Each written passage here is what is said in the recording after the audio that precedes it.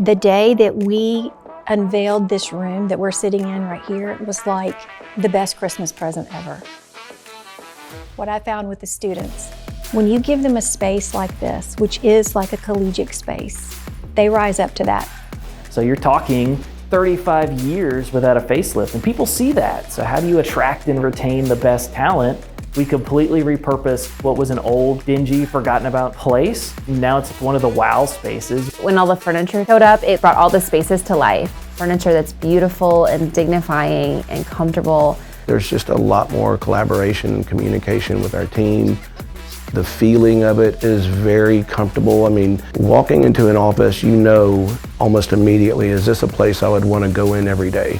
With a break room like this, it promotes that openness to have people just get together and talk, whether it's professional things like we deal with or even just personal things. We had vision for this space, and with CultureSpace, it was easy, seamless, the most professional group I've probably worked with in a very long time. Nothing short of incredible.